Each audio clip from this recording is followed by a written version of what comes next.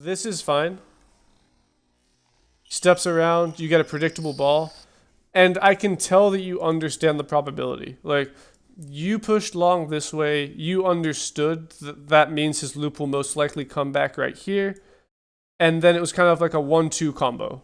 One was here, and then two was here. But then you need to add a third shot to this combination. Where is he now most likely to go once you've blocked here? Well, he's most likely to go cross court. So you just keep playing the probability game. And this shot, you should automatically just be ready to counter loop. And I can tell this first part of the 1-2 combo is automatic. It's automatic that you push long, he loops, you block down the line. But then after that, you're not really thinking. So you play this block and you're like, oh, where's he going to loop? I'm not sure. And he loops to the most probable spot. And then you block. And yes, it keeps you in the point, but I don't like it. Because if you counter loop, you just win this point automatically instead of having to fight so hard for it. Hey guys, what's going on? It's Louie here, and welcome to another VOD review. I am super excited to do this one today. We're going to be looking at a match from Daniel Ramesh. I apologize if I'm pronouncing that wrong, but I'm super excited to do this one because we're looking at a very high ELO player. So Daniel is about 1708 using the table tennis rating system of Germany. And for the viewers that are in the United States, the German rating system is anywhere from 300 to, in some cases, up to 500 points lower than the US ATT system. So that means that Daniel is about 2100 level, give or take, if we use the US ATT scale. So again, very high ELO player, but I hope that my experience as a coach and my experience being at a pretty high level can give a fresh perspective and give you some insight to improve your game. And we have a very standard setup here. Goal is to reach 1800 TTR, which is definitely, I'd say, a very solid semi-professional level. You even see some full-time professionals that are like 2400 level. So very, very strong level. Similar playstyle to Quadri Aruna, but instead of playing backhand punch, would like to become a double wing looper. Develop a good forehand serve where I can disguise the spin with similar movement. Not sure if I want to go for tomahawk, hook, or pendulum technique yet. Develop a stable backhand topspin to keep rallies going to eventually start attacking with the forehand again. Get consistent on my forehand counters and get more consistent overall. I have so much trouble being consistent. Either I go full ham and attack every single ball that's coming my way with 200% speed, or I'm super shaky and playing passive. I feel like it's hard to find a balance. 2 to 3 times a week, 3 to 4 hours training with teammates, 50% exercises, 50% games, 46 times per month matches in league or single competitions. This is an excellent level of practice. I can say, and I'm going to give you advice, but this level of practice, you should just generally improve as long as you're practicing the right things. This is a really, really good level of practice. Started to play about 16 years ago, so we've got a very, very experienced player as well. Been forehand dominant, probability game from my Aruna video. Spent the last 2 years practicing backhand. Now it's almost as good as the forehand, so confused about strategy since you see so many options. Okay, and you're in the green-black cert. Opponent is forehand dominant, so strategy was to play the short game and keep him on his toes by pushing him either deep into the backhand or deep into the forehand to catch off guard. Okay, that's a good strategy. Okay. And watch the whole match. Okay, sounds good.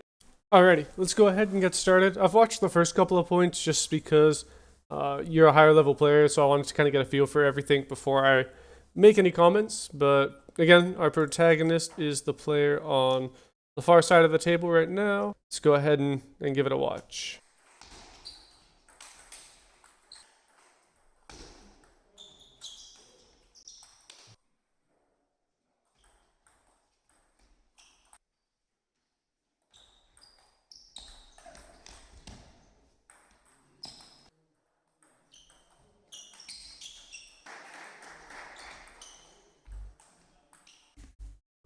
Okay, so this is very nitpicky, but you're trying to get to a semi-professional level.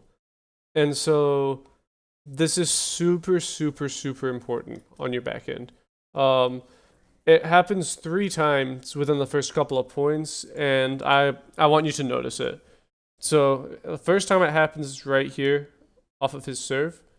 Watch what your feet do as you're playing the loop, and I'll put it in slow motion. We're in slow motion. Watch your feet. You're good. And then you fall backwards, away from the table. Okay, that's the first time it happens. Second time it happens, I don't think it's this point. This is a very good point. Spinny. This point is just stupid. Or not this point. This is the point. This is the second time it happens. So, again, watch your feet on the loop. So, good serve. You get a perfect return, like you get the exact return you want. And then that leg moves back. And then it happens a third time. I think this is the point that's stupid. Yeah, at this point, you just made a stupid mistake. I think you know you're supposed to kill that, and you just didn't. That's good. Here's the third time it happens, and it happens on the other foot. So, again, everything up to the loop was fine. You catch him off guard, he pushes, and then your legs are going back. So, on the backhand loop, if your legs are falling back, like away from the table like that, it means your weight is not properly balanced. You should be on your toes. Your feet should be planted throughout that loop. If anything, not that falling into the table is good, but if anything, you should be falling or leaning, feeling like you're going to fall into the table this way, not falling back away from the table this way. Because this means that you're on your heels, you're not properly balanced, and other than the fact that it's going to make the shot less consistent, it also means that the shot is going to be lower quality. So there was the one where you landed it and then he just crushes it, and then the other two you just outright missed. So on the backhand loops, and it's something you'll have to drill down in practice, you just have to notice it. When you're getting the ball to your backhand, feet need to be planted, your core needs to be tight, you need to be on your toes, and all your momentum needs to be forwards. You don't want to have this kind of falling away from the table momentum as you're playing the shot.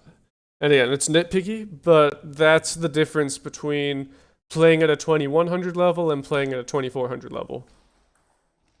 That's beautiful. That's a really good flip right there. Yeah, and this is, I would say this is another stupid point. It's tough. I know you said you kind of have this mindset of you're either at 200% power or you're at 0% and nervous and there's no in between. If you're not sure whether to play passively or aggressively, just play aggressively. Especially like this type of ball, if we'll go in slow motion. It's a very weak return and it's right to your forehand. That ball, even if you miss, has to be hit. Practice hitting it and maybe you're going to miss when you try. But that ball specifically, there shouldn't be an in-between of sometimes you're playing it passively, sometimes you're playing aggressively. 100% of the time, that ball should be aggressive. That miss there is fine. That's also fine. This is another really small thing that I'm going to point out. If he pushes that ball, or I'm sorry, so you push to his forehand. If he returned that ball, excellent long push. Catch him by surprise. If he lands that loop, you were not ready to counter loop. Your whole strategy was push long, catch him by surprise, and win the point. But your paddle is not set up to counter loop the next ball. It looks like if he lands it, you're just going to block. And you have to have the mentality on that specific combination to counter loop. If you do the opposite combination where you catch him by surprise deep to the backhand and he gives you a loop here, then blocking is valid. But you never want to push long to the forehand, let him loop, and then block on your forehand. This ball should always be a counter loop. And mentally, you have to be ready for it. Which I think in the first couple points when you were blocking on the forehand might have been a similar situation. Must be ready for that counter loop. Yeah, there you're not ready to loop. Yeah, it's lucky. Yeah. When in doubt, like if you're not sure whether to go passive or go aggressive, just go aggressive and miss. There's no worse feeling than being nervous and playing like half shots and missing. Just go for the shot. If you miss, you miss, and it'll be a learning experience that you can improve on. And the more you go for it, the less you're gonna miss it in the future. You just have to have the confidence to actually go for it. That's the right idea. That's perfect. That's fine. Very good.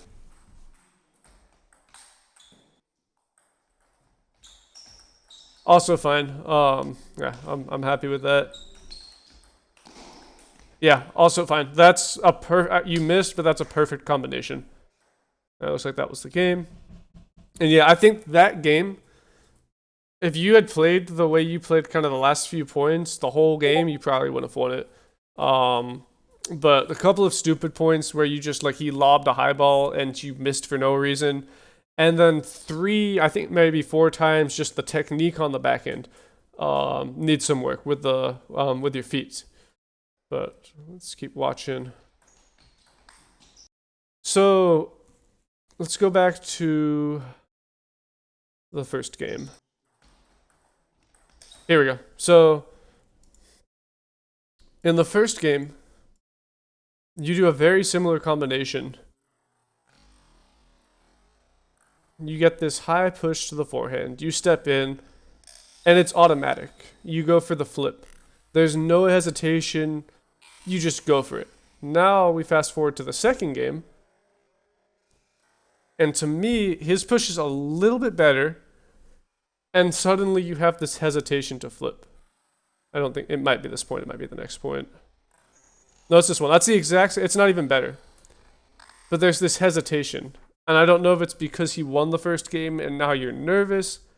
But what I would recommend is developing a forehand flip that's not 100%. You seem to have the forehand flip kill. One of the best shots that you can develop as a right-handed player is the soft forehand flip that lands right here. It's such a valuable shot that very few players use, and it's perfect for this situation. So it's a controlled aggressive shot is the best way to think about it. And I'll put it in your notes. He pushes here. The flip kill is inherently risky because you're not spinning the ball.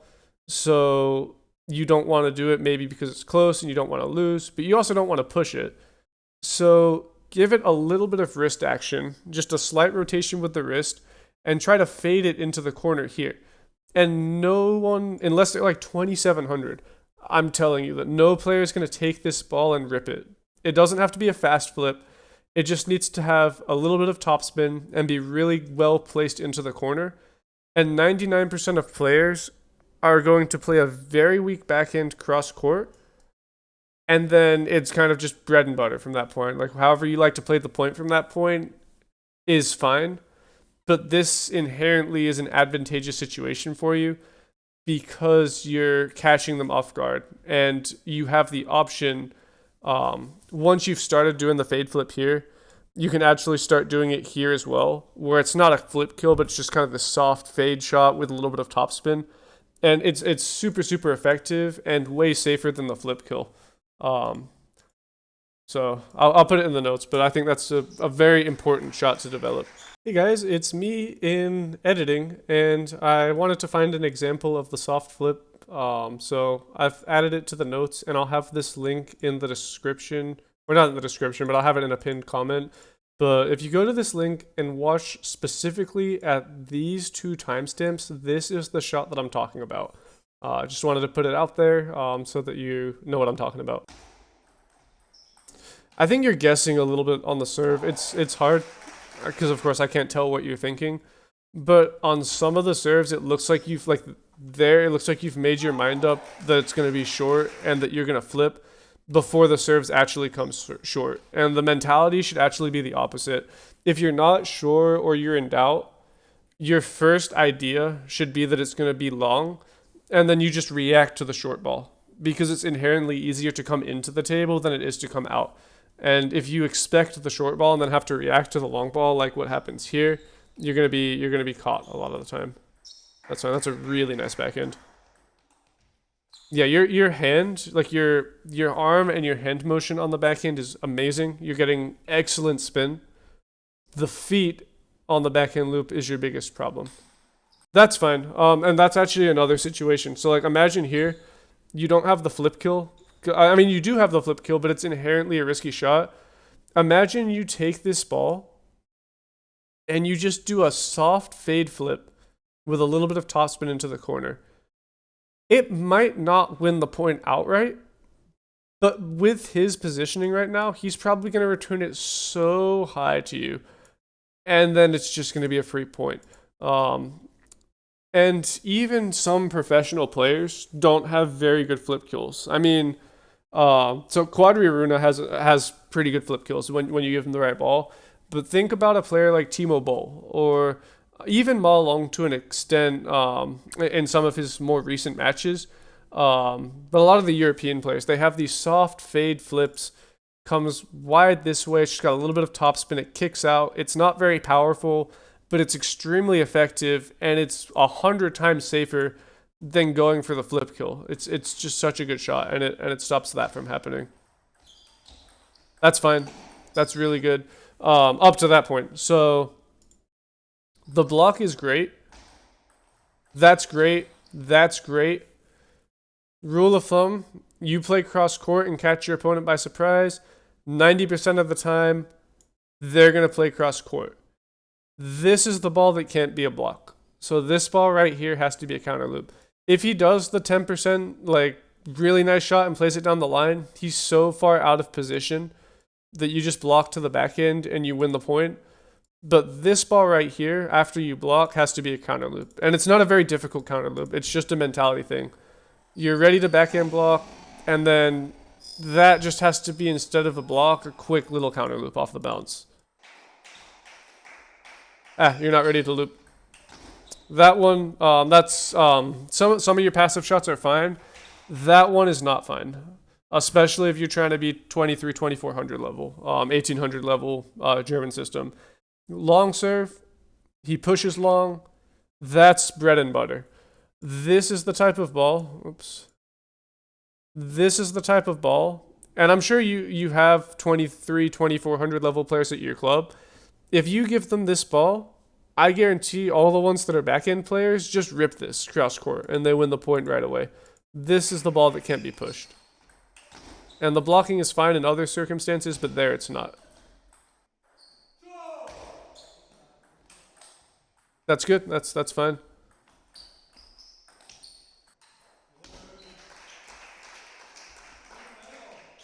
Yeah, you need just like a little fade flip there as well. It'd be super effective. Good. Really good.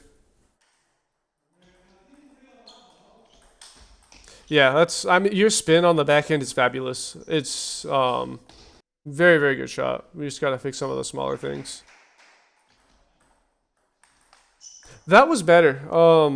I know that wasn't quite the type of flip I'm talking about, but you took some power off on that flip, and you gave it just a little bit more topspin to keep it safe. And yes, you played it cross court, and it was predictable, and you weren't ready for the return. But that's the type of mentality you should have on those flips. Along with the idea of being able to play it to the back end and kind of just set the whole point up for success, the softer flip also gives you more time to come back and be ready for the next ball and ready to counter loop. Whereas the flip kill, even if you land it, they block it, you're normally out of position. So it's just inherently a very risky shot. Your ball control is really good. Like the backhand feeling is good. Another thing I will say, so you're obviously trying to develop your backhand. You want it to be as good as your forehand. But if you're a forehand player, you're a forehand player. And I don't mean that in the sense of don't develop your backhand. You obviously need to develop a backhand if you want to get really, really good. And you should develop a backhand. But that doesn't mean neglect your forehand. You still want to play to that strength and try to set up as many balls as possible where you get a chance to loop on your forehand or get a chance to counter loop on your forehand And the backhand is kind of just your backup plan of, okay, when it comes to the backhand, at least now I have this shot to loop and it's almost as good. But that doesn't mean don't play your forehand. It's tough. No. Yeah, these ones where he goes far away from the table, there shouldn't be any hesitation. It should just be full aggression. This camera's gone super blurry. I can barely see what's going on. Yeah, I don't like that shot. For the reasons I was talking about earlier. That's fine. That's fine. There's some drills you can do to practice it, and with the rate you're practicing, you just need someone to kind of.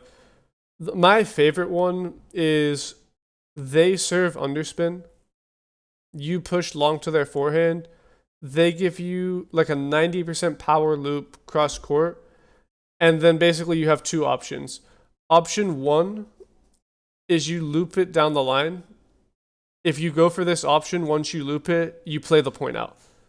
Option two is you loop it cross court, and if you do that, you have to play counter loop rally cross court only, and neither of you are allowed to switch. It is the best way to kind of develop this natural instinct to counter loop these balls on your forehand. There you go for it, but I can tell. I can tell you don't go for it a lot because that shot's very, very forced. It's like it needs to be a little bit more automatic. The way that if you get a long push to your forehand, it's just automatic. And I think part of that just comes from having an exercise you can do that that allows you to practice it. Beautiful loop. Really good. Really good.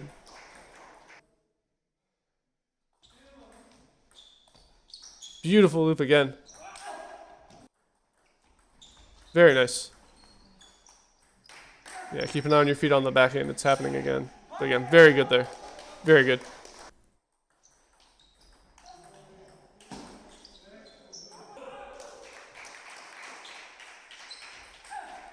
Very good. Yeah, nothing wrong there.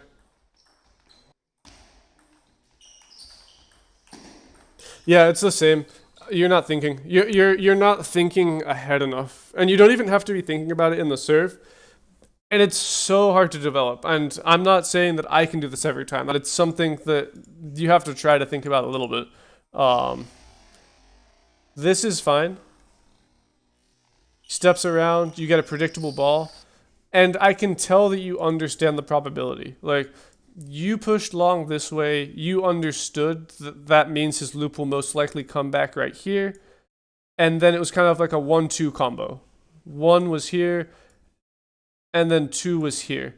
But then you need to add a third shot to this combination. Where is he now most likely to go once you've blocked here? Well, he's most likely to go cross court. So you just keep playing the probability game, and this shot, you should automatically just be ready to counter loop. And I can tell this first part of the 1-2 combo is automatic. It's automatic that you push long, he loops, you block down the line. But then after that, you're not really thinking. So you play this block, and you're like, oh, where's he going to loop? I'm not sure. And he loops to the most probable spot. And then you block. And yes, it keeps you in the point, but I don't like it.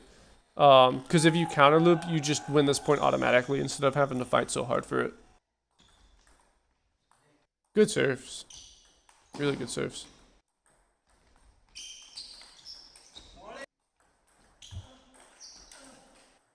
Yeah, watch your feet again on the back end there. It's subtle. We need to drill this down. That's fine. Footwork's a little bit shaky, but it's really bad on the back end here. See how you're falling away from the table. You're on your heels a lot on the back end. We need to be on our toes. Our momentum needs to be forwards. And actually, your forehand there is a perfect example of the correct momentum on your feet. And it's obviously because your forehand is really strong, but look at your feet. You're on your toes. Your weight comes forwards. You're not falling back until after your jump step. The backhand, it's almost like all of your weight is falling backwards as you're playing the shot.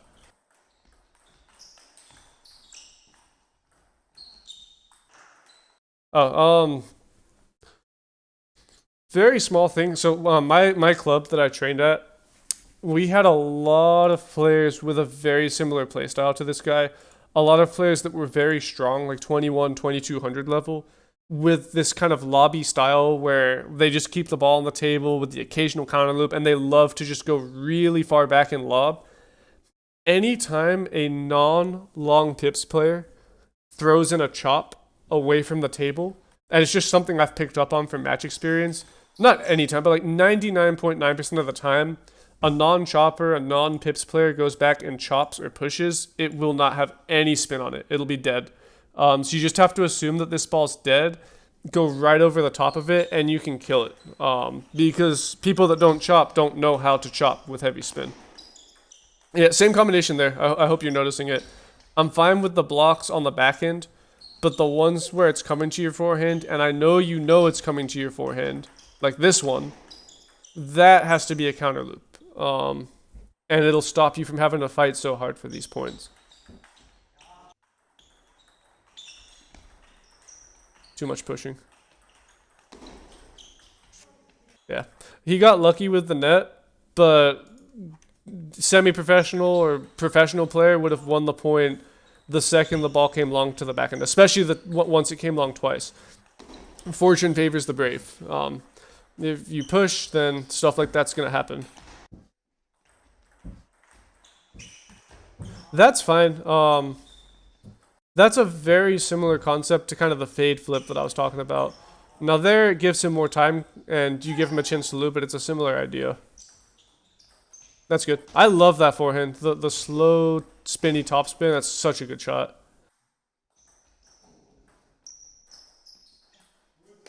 Nice. Awesome, awesome. So obviously a lot of good. A lot of good. You're obviously a very, very strong player. I do have some notes, and I do hope that this is a little bit insightful. The first thing I want to do is give you a couple footwork drills. First one, get a good practice partner. Have them serve, have practice partner serve, underspin, you push long to the forehand, they loop, cross court. Assuming that you're playing a right-handed player. Option 1, you counter loop down the line, and then you play the point out. Option 2, you play the counter loop cross court, and then both of you have to play a cross court only point, and both of you have to counter loop the same time. And when you do option 2, the rallies should be pretty long. So basically, if he loops cross court, I can't spell. If he loops cross court, or I'm sorry, he loops to you, you loop cross court, and then you get into the cross court counter loop rally, you should see some pretty long rallies where you get occasionally 5, 6, 7, maybe even 10 in a row. If it's like 1 or 2 counter loops and then done, that means there's an issue with the counter loop. They don't need to be ginormous, huge shots. It should be controlled aggression, pretty compact motion, just to get the feeling for it. And the more that you get the feeling for it, the better this will get, and the more confident you'll be playing it in a match. Second footwork drill. Have serve short to opponent's forehand, and they push long to your backhand. So this is the quote-unquote surprise return. You serve short to their forehand, you're hoping that they return to your forehand, but no, they push long to your backhand. So now you've got to basically come out, get ready for your backhand, and loop your backhand. When you play the backhand loop, focus on your weight, feet. Don't let your feet go back at all while you're playing the loop. Try to get this super consistent until it's automatic. And what'll happen is you'll be able to do this in practice, and then you'll play a match, and you'll miss your backhand loop out, and then you'll look at your feet and you'll be like, gosh, my feet just went back again. So it's something that you want to drill down in practice, and then don't forget about when you're playing games. Okay, a couple more notes. So next, we need to develop a soft flip on the forehand. So there's a couple ways you can practice this. Personally, my favorite is you serve short underspin. They touch it very high quality, low and short to your forehand, and then you fade, like do a soft topspin flip deep into the right hand, like a right-handed player's backhand corner, and then you play the point out back into backhand cross court. But basically, right now you have the flip kill and the push to their backhand as your two main options. Soft flip with a little topspin deep into either corner, but primarily into the backhand corner will be so effective for your game. Find a way to practice it. Practice this and implement it in your next game. And then lastly, I mean, I don't really think I need to put a note because this will help you practice it, but basically, I'll just say it. When you're in the rallies, the backhand oriented rallies, it's fine to kind of push deep and be ready to block. But once it comes to your forehand, don't hesitate. I know you said you're not sure when to be 200%, when to play passive, and it feels like you're either on one extreme or the other, and you need to find an in-between. The stuff on the forehand, there should be no passive. It should just be aggression. Controlled aggression, not 1,000,000% kill, but there shouldn't be a hesitation when the ball comes to the forehand. And likewise, I know you're not sure when to do what, and you said there are these two extremes. There shouldn't be any hesitation on the very obviously predictable long balls, regardless of where it comes. So for example, when you serve heavy to the backhand and it's long, you know that the next ball, regardless, is going to come long. So when they push it to the backhand, that's the type of ball that you should just be looping. But honestly, these are the two things I want to focus on right now. And then I want you to send another match, and I'll try to help you drill down on some of that other stuff as well. But thank you for watching, and to everyone else, thank you for watching as well. Again, I hope this was helpful and that I kind of provide a fresh perspective and some good insight. But I do hope to see another VOD from you. You definitely have the shots to reach this 1800 level. We just need to drill down on some of the smaller things and get them ironed out. But good luck. Thank you again, everyone, for watching, and until next time.